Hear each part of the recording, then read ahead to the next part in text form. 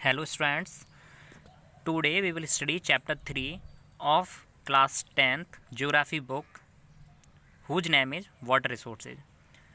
आज हम लोग क्लास 10th की बुक का चैप्टर 3 रीड करने वाले हैं जिसका नाम है वाटर रिसोर्सेज। ठीक है, तो अच्छा है चैप्टर काफ़ी। ये भी यहाँ एक स्टोरी दे रखी है, लेकिन मैं आपको केवल इस चैप्टर में केवल आपको मेन जो इम्पोर्टेंट टॉपिक्स हैं उनके बारे में आपको नॉलेज दूंगा, उन्हें आप लोगों को स्टडी करके बताऊंगा। तो सबसे फर्स्ट पॉइंट जो मैं आपको बता रहा हूँ वो काफ़ी इम्पोर्टेंट है कि जो हमारी जो अर्थ है उसका 3/4 of the part is covered by water. Earth का 3/4 पार्ट किससे कवर्ड है? वाटर से। अब तो आप समझ गए होंगे कि हमारी अर्थ पर कितना पानी है। ठीक है, लेकिन जो फ्रेश वाटर है वो ओनली 2.5% ही है। मीन्स 96.5% तो हमारा पास टोटल वाटर है ओशियंस का मिला के।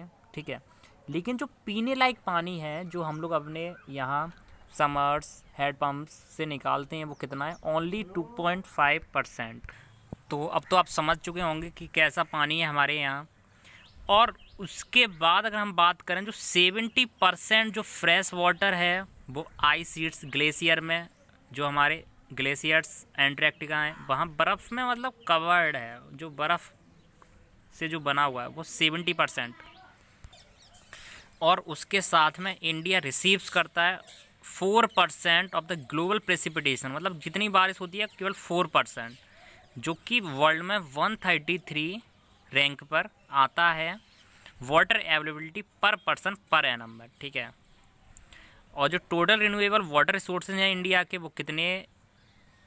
1897 स्क्वायर किलोमीटर पर एनम है। तो ये पॉइंट्स आपको याद रखने हैं। इसके बाद जो हमारा चैप्टर स्टार्ट होता है जिसका फर्स्ट टॉपिक दे रखा है वाटर स्केर्सिटी, पानी की कमी, और need for water conservation and management. Water conservation की हमें क्यों ज़रूरत है इसके बारे में हम जानेंगे। तो वाटर स्केर्सिटी का मतलब होता है पानी की कमी। ठीक है, तो जैसा कि मैं आपको पहले ही बता चुका हूँ कि हमारी इंडिया का जो 3/4 पार्ट है वो वाटर से कवर्ड है, लेकिन ओनली जो फ्रेश वाटर है वो कितना है? 2.5%।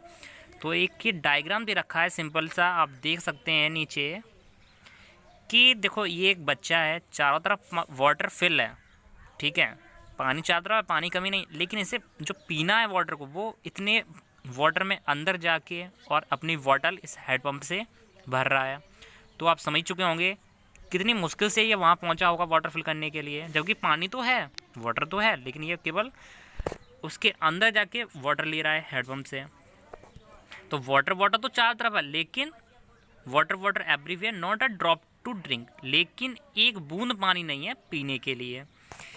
इसके बाद हम सेकंड फिगर देख सकते हैं कि एक कश्मीरी है अर्थक्वेक सर्वाइवर जो वाटर को ले जा रहा है इतनी बर्फ़ में, चारों तरफ बर्फ़ है, इतना कोल्ड वेदर है, उसके बावजूद भी वह पानी अपने सिर पे रख के ले जा रहा है। ये फिगर आप देख सकते हैं कितनी लंबी लाइन लगी है। पानी तो है लेकिन पीने लायक पानी के लिए बताओ कितनी लंबी लाइन लगी, कितने लोग खड़े हुए हैं, कितना नंबर से इतने पानी मिल रहा है। अब आप समझ चुके होंगे कि हमारे यहाँ पानी की कितनी कमी है।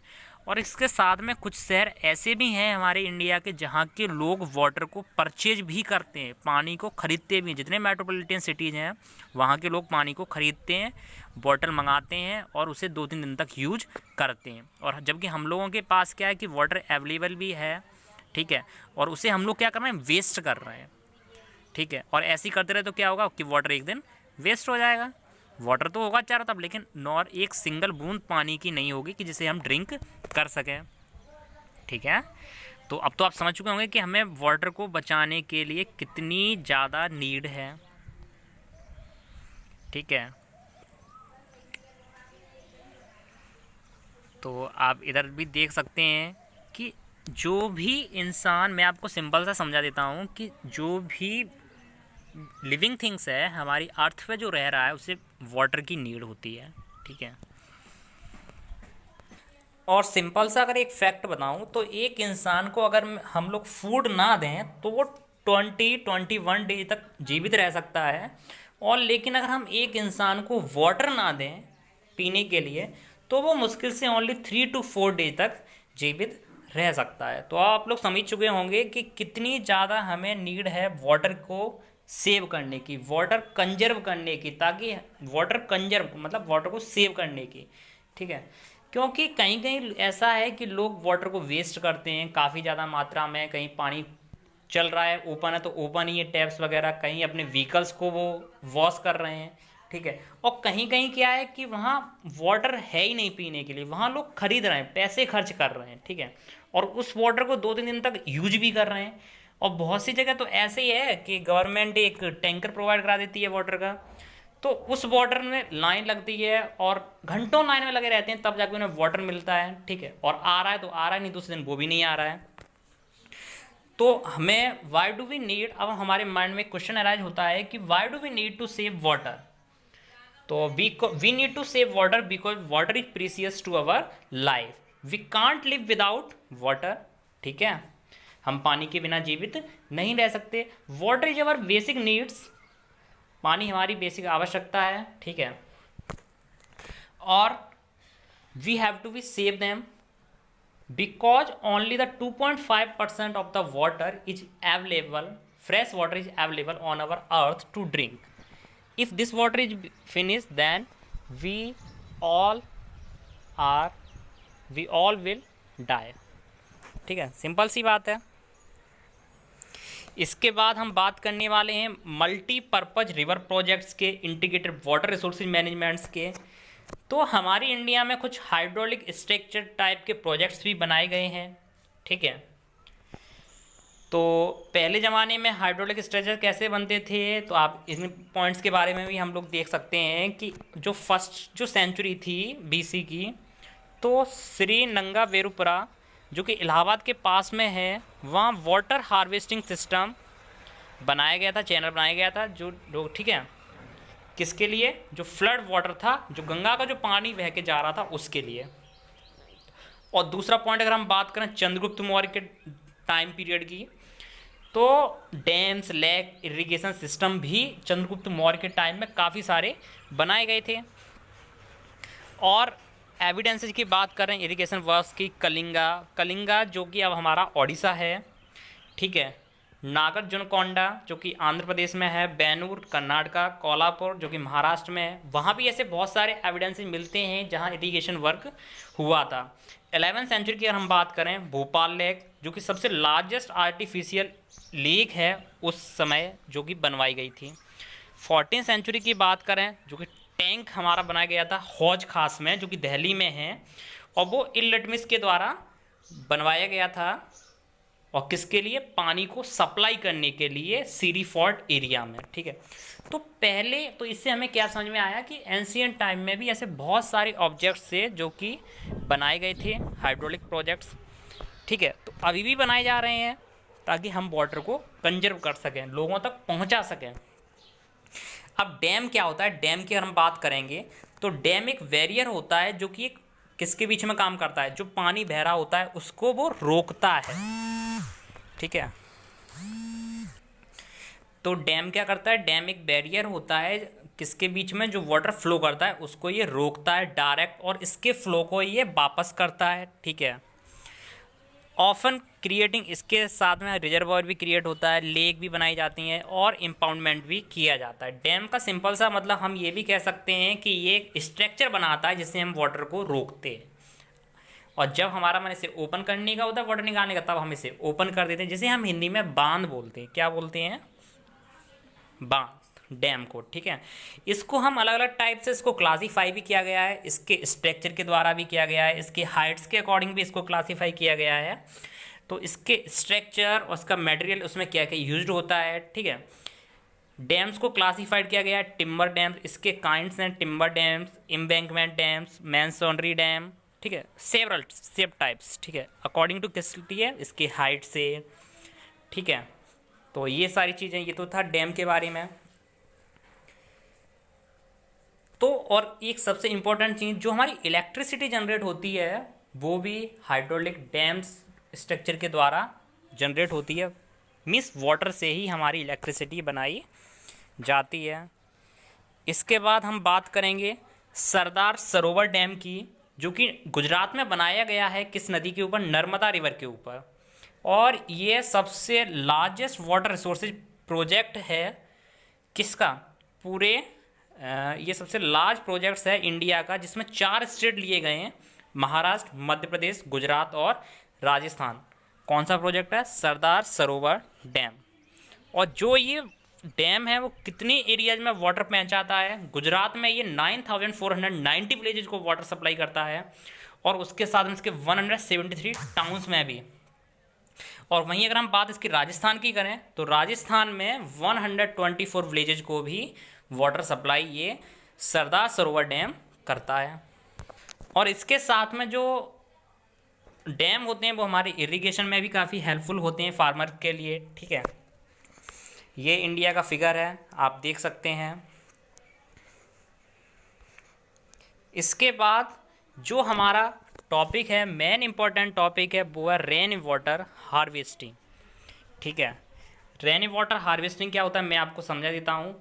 जो हमारा इंडियन डेजर्ट जो कि वेस्टर्न एरियाज है, वहाँ क्या होता है, वेस्टर्न एरियाज में बारिश रेनफॉल बहुत कम होती है, 150 मिलीमीटर से भी कम होती है पर ईयर में। तो वहाँ हम लोग वाटर को सेव करने के लिए रेन वाटर हार्वेस्टिंग का यूज करते हैं।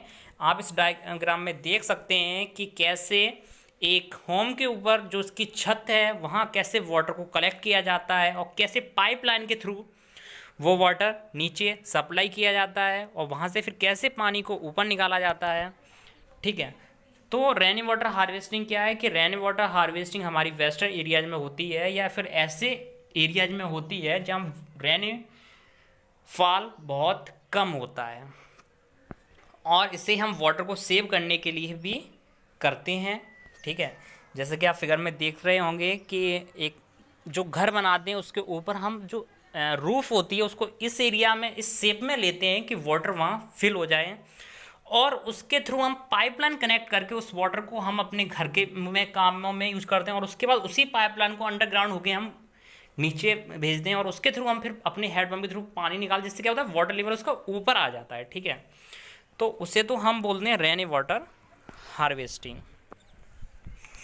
अब इसके कुछ पॉइंट्स आपको मिले हैं, वो देखिए कि roof top rain water collect किया जाता है पीवीसी पाइप के थ्रू, फिर उसको फिल्टर किया जाता है सैंड एंड ब्रिक्स के थ्रू, अंडरग्राउंड पाइप्स लिया जाता है। ठीक है, उसके बाद एक्सेस वाटर को यूज किया जाता है वेल के थ्रू, वाटर आ जाता है अंडरग्राउंड से, वाटर लेवल उसका ऊपर आ जाता है, उसके बाद उस वाटर को यूज किया जाता है।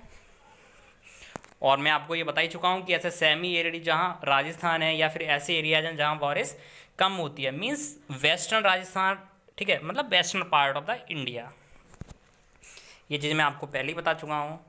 ठीक है, इसके बाद बैम्बो ड्रिप इरिगेशन सिस्टम है जो कि मेघालय में है, जहाँ 200 ईयर्स ओल्ड सिस्टम है टैपिंग स्ट्रीम का, जहाँ बैम्बू पाइप्स यूज किए जाते हैं, और 18 to 20 litres of water bamboo pipe system के थ्रू इंटर्स होता है। ठीक है, और वही ट्रांसपोर्ट भी होता है 100 ऑफ मीटर को। ठीक है, जहाँ केवल 20 से 80 ड्रॉप्स पर मिनट्स यूज होती हैं। मतलब कहने का मतलब ये है कि जो वाटर है, वाटर को इस तरह से कलेक्ट किया जाता है कि उस बांस के थ्रू पानी ऊपर से नीचे आता है। ठीक है, आप देख सकते हो चैनल के थ्रू कि कैसे वाटर कनेक्ट होता है उससे, और कैसे पानी वो नीचे जाता है। अब वहाँ पाइप वगैरह तो है नहीं, तो वहाँ बैम्बू का यूज करते हैं, बांस का यूज करते हैं काट के। ठीक है, तो ये भी हमारा रेन वाटर हार्वेस्टिंग में एक इम्पॉर्टेंट रोल अपना प्ले करता है। हम ऐसे भी अपने रेन वाटर हार्वेस्टिंग कर सकते हैं। इसी के साथ हमारा ये चैप्टर यहीं फिनिश होता है। और ये इसमें जो फैक्ट है वो ये है कि Tamil Nadu is the first state जहाँ क्या है कि roof water harvesting structure start हुआ था। ठीक है, and through which our chapter is finished here, and I hope you all get the knowledge that I have provided in this chapter to you. So आपको अच्छा लगा होगा इसमें। इस चैनल को सब्सक्राइब भी कर लें ताकि इजीली वीडियो आप लोग अपडेट कर सकें, आसानी से आप लोग पा सकें, और आपको ये सारी चीज़ समझ में आई गई होंगी। ठीक है, आई होंगी, आई होप। थैंक्स।